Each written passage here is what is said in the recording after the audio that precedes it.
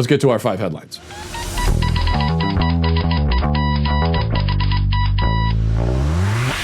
All right. So CBS News correspondent Ed O'Keefe reports that Joe Biden has called a lid on the whole week until Thursday night at the next debate. We're not going to see him again, apparently, until the debate, O'Keefe says. Joe Biden still has not answered any questions about the New York Post's multiple reports about Biden's son Hunter and the laptop. Not just one, multiple laptops. Apparently, this guy's got... It's got to be difficult to lose one laptop, but this guy has lost laptops all across the globe. He's been globetrotting and like Johnny Appleseed or something, just dispersing laptops apparently. But we haven't heard anything from Biden officially on this, denying it. If these now we've heard from some people on the left and people in the media trying to run cover for them, and some other elected Democrats saying this is all a Russian, this is a Russian misinformation campaign. Well, if that was the case, if these were just fabricated, made up emails, fabricated out of whole cloth, this is nothing but fantasy and fiction, then Biden will come out right away and say this is completely made up. This is crazy. And if there was reason to think that the Russians were involved, then Biden would say that too. But he hasn't. He hasn't said anything. And he has been asked. Now, in fairness to him, he hasn't been asked that much, so it's not like he's had his feet to the fire, but he has been asked a couple times.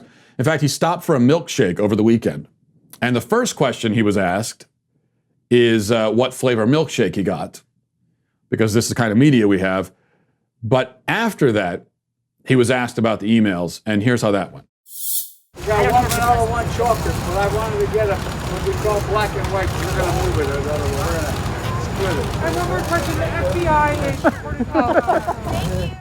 Just wave it away, wave the question away. I don't have time to talk about this. Ask me something important, like what I'm going to have for lunch after the, what am I going to have for breakfast tomorrow? We'll talk about that. What am I going to put in my omelet tomorrow? Why don't you ask me that? What are you asking me about this for?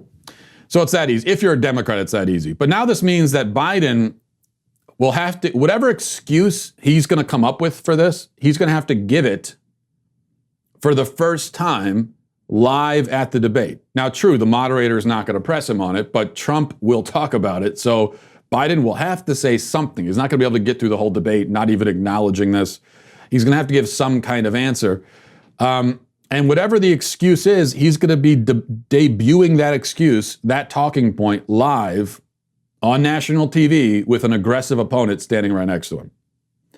This seems to me like an incredibly foolish political strategy. Now, who am I to give advice, especially to a Democrat? But it seems to me if these emails are real, which there's no reason to think they aren't, if I'm in the Biden camp, what I'm going to do is I'm going to come out like right now and say, yes, they're real. Come up with whatever excuse you want. Hunter Biden comes out, gives a tearful apology, and you come up with, it doesn't matter, just some BS. You can come up with whatever BS excuse you want, especially because you know the media is going to be on your side.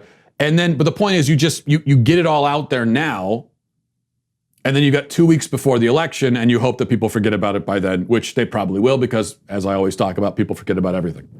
That would be the smart strategy. But they're not going with that. Instead, they're dragging this out, and they're going to have Joe Biden address it directly at the debate for the first time. All right, well, another reason to tune in. Should be fun to watch. Number 2, and I say this, by the way, I say this as someone who I think the emails are, of course, important and relevant, and they potentially expose corruption, so they matter. They actually do matter, but I'm skeptical about how much they'll matter in the minds of the average voter. And I'm also a little bit worried, and I could be wrong. I always take the pessimistic approach, as you know. So I'm not looking for the silver lining. I'm looking for the dark cloud that the silver lining is encompassing. So from the dark cloud approach, I do worry whether, with 2 weeks left in the campaign, is this the best closing argument? Should this be the final argument against Biden? Should it be something focused around Hunter Biden, his loser scumbag son? Even though it involves Joe Biden too, allegedly. Is it best for this to be the closing argument, or what we have been hearing from the Trump campaign, which is that Joe Biden is a Trojan horse for the far left? We talk about the riots, we talk about all this kind of stuff, anti-police, everything else. Now, yeah, you could do both, but sort of one thing or the other has to be your primary focus, especially with only 2 weeks left.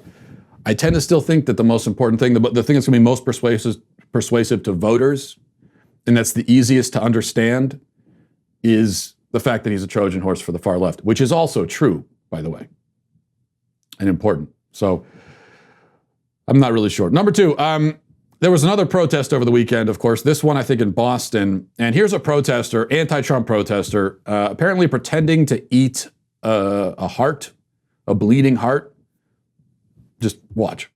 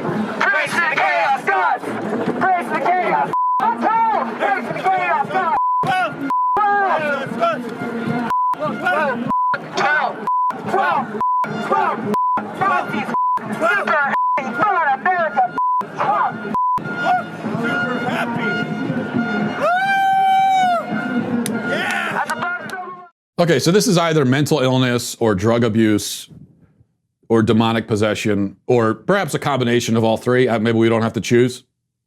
We joke about Trump derangement syndrome and how Trump has literally driven the left insane, but the truth is that these people were already insane. They were driven insane, many of them from their own sense of entitlement and their own narcissism. That's what's driven them insane.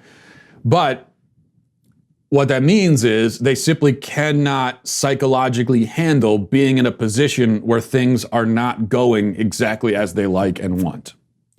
And that's where Donald Trump comes in, because they hate him so much. And they were so sure that he shouldn't be president. And then he became president and they couldn't handle it. That's why the classic clip of the woman on her knees screaming no at the sky. What is that? It's just she cannot deal with this. And this is what we're seeing from the left. So entitled, so narcissistic, they have a psychological break when something happens that they really, really don't want to happen. Number three, Democratic Senator Chris Coons on CNN on Sunday is the latest to come out and explicitly threaten to add seats to the court, the Supreme Court. Speaking of having a psychological break because things are happening that you don't want. If he doesn't get his way in the Barrett confirmation fight, this is the threat that he's making. Listen. If Barrett is confirmed and Democrats win back the Senate, would you vote to expand the number of justices on the Supreme Court if it came up for a vote? Is that something you'd be in favor of? Well, Jake, like Joe Biden, I'm not a fan of expanding the court, but we have a few weeks here to see whether there are 4 Republicans who will step back from this precipice. It is President Trump who has pressed for this nominee so he can have a key vote to overturn the Affordable Care Act in the middle of a pandemic. It is the Republican majority that's responsible for racing forward with this extreme, unqualified nominee, unqualified because of her extreme judicial philosophy. And that's who should be bearing the brunt at the ballot box in this election, that they're doing this to get someone on the court just in time, a week after the election, to take away critical health care protections from a majority of Americans. We need to focus on that. So you oppose. And then if we happen to be in the fact pattern where we have a President Biden, we'll have to look at what the right steps are to rebalance our federal judiciary. So your mind is open about adding justices to the Supreme Court? Yes or no? Just your mind is open? Yes. Your mind's open. Okay. You know, I think one of the most shocking things about 2020, probably the most shocking thing of everything, is that this confirmation fight has, and maybe I'm speaking too soon because the final vote is until Thursday, I guess. But so we still have a few days for this to change. But as of right now, this confirmation fight has been really easy and smooth. We were all predicting a knockdown, drag out, fight to the death kind of situation. And it hasn't been that. Yeah, they've gone after Amy Coney Barrett, but just with the standard stuff, Handmaid's Tale comparisons, that sort of thing. So just really standard leftist talking points, nothing too serious. And that's been it. A big part of that is because Amy Coney Barrett is that bulletproof of a nominee. But also it makes me, again, going with the pessimistic angle, it makes you a little suspicious. And then you realize, well, why is it going so smooth? Because I think the Democrats, they're being coy about it, but they fully intend to go with the, to pack the court. I think they fully intend to do that now. And that's why they're cutting their losses here. And they're saying, well, we can't stop it anyway. There's no sense in coming off like psychotic lunatics any more than we already do just in our day-to-day lives. So we're just going to let this kind of happen because we know what we're going to do when we're in power. All right. Number 4, many reports in the media claiming that the owner of the Redskins, well, the then Redskins, told the cheerleading coach that he has to keep the cheerleaders skinny and with big breasts, only he didn't say breasts. But Dan Snyder, the owner, said that they have to be skinny and that way, or the cheerleader coach will be killed. Now, I think we can assume the "or I'll kill you" part of it was not meant to be taken literally. And assuming that, the rest isn't much of a controversy, right? Of course, you want the professional cheerleaders to be skinny and busty. I mean, as opposed to what? But the interesting thing is that the media headlines are about this alleged comment from Daniel Snyder about him body shaming or whatever. But it comes as part of a larger report that, among other things, the Redskins allegedly produced lewd videos of the cheerleaders, and the videos were created and disseminated to someone without the cheerleaders' knowledge. Now, apparently, the other claim is that the women may have signed a contract giving the team permission to make whatever kind of video they wanted, so they might not have a legal leg to stand on in any kind of lawsuit. But even so, it's interesting to me that's the story, and you would think that would be the headlines, instead of the media is making headlines about mean comments from Daniel Snyder. The mean words are the headline, not the potential alleged softcore porn video made allegedly without the permission of the women involved. So you see where priorities of the media go. Okay, number 5, finally. I've been biding time waiting for this. This is my favorite. This is my favorite story of the year, perhaps. A rapper who goes by the name Nuke Bizzle recently released a song called EDD, where he bragged about getting rich off of fraudulent unemployment claims. And he has now been arrested for filing fraudulent unemployment claims. He's accused specifically of access device fraud, aggravated identity theft, and interstate transportation of stolen property. Faces up to 22 years in prison. After being apparently mailed 92 debit cards loaded with collectively over $1 million in benefits that he then turned around and used, I think at least half of it.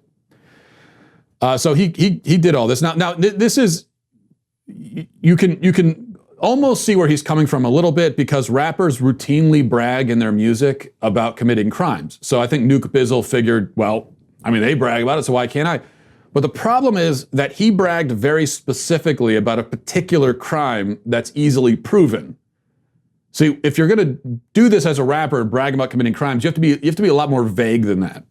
Like, you can say that you've killed a bunch of people, but if there's a specific open investigation into a murder and you confess to it by name in a rap song and even film yourself dancing around with a murder weapon, probably you're going to go to jail. And that was the mistake. Kind of subtle, but that was the mistake that Nuke Bizzle made. Anyway, I know you're hoping and praying right now that I'll play the song for you, and your prayers will be answered. Without further ado, here is the great artist, Nuke Bizzle, with his masterpiece. And he paid dearly for this song, so I think we should all enjoy it and appreciate his sacrifice. But here's his masterpiece, EDD. Listen. Created. Your card now has been activated and is ready for use. Please hold while I obtain the information on this account. As of August 29, 2020, the available balance on this account is $21,652. You know, 2020, the unbelievable. ED. Shout out. I just been swiping for EDD. Go to the bank, get a stack at least. This better than selling peas. It's a rate that I couldn't believe. 10 card, that 200 bond. I got a shot at the Donald Trump. I just might swipe me a loan song. I'm in Dior having money for. I done got rich off of EDD. I ain't hit no more of EDD. And just last night I was selling peas. And I just woke up to 300 G. Go 60K off of SBA. It's time to ball like the NBA. 10 cars, I'm swapping 10K a day. Counting the bills at the CPA. You gotta sell cocaine. I can just file a claim. Rats coming straight to the bank. I'm doing you can't. I'm smarter you ain't. EDD scale, that's telling you heard about. I be so happy to certify.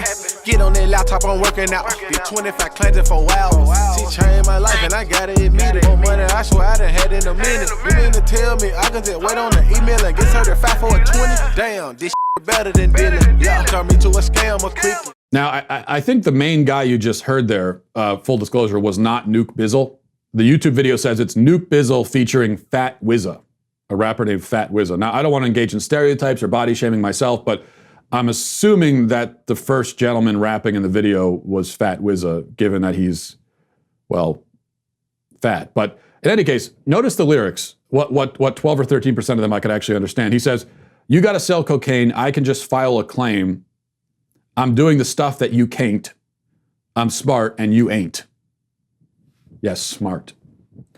Well, that's one word for it, Fat Wizza. Wouldn't be the word I'd choose, but things are open for interpretation, I suppose. I do want to say, though, credit where it's due. There was one part of this video that I saw, and I thought it was legitimately positive. So here I will look at the silver lining. And I think there's one part of the song that had a great message. And I wanted to show that to you also. Watch this. You got the name and number, I got the edit. We can put something together. I got the alien cat, they here for show. Man, them be hit a little better. Ripping the off, I swipe, head on my feet, had a mirror in my jeans. They a fan with the blue tip bullet, and that bitch come with a beam. Unemployment so sweet, we had 1.5 land this week.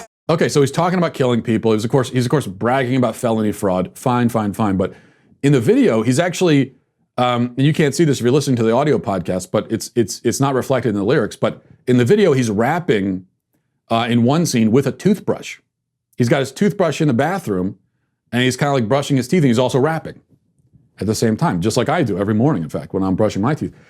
And I think that's a really positive message about oral hygiene. That's the main headline for me as a hopeless optimist. I see that, and I think, okay, that's what this is really about. These guys defrauded unemployment in order to be able to fund and shoot this PSA for oral hygiene. And maybe this will start a trend. And all the rappers will try to one-up each other by showing off their elaborate dental care routines. It's possible. Next thing you know, like Drake is going to have a video where he's guzzling Listerine out of a golden chalice. I mean, who knows? It could be a positive development. And that's what I'm going to take from this. In this case, I will see the positive. So, best of luck to Nuke Bizzle. I would hate to think that he goes to jail for 22 years, and we are deprived of his music. It'd be hard for me to even go on in a situation like that.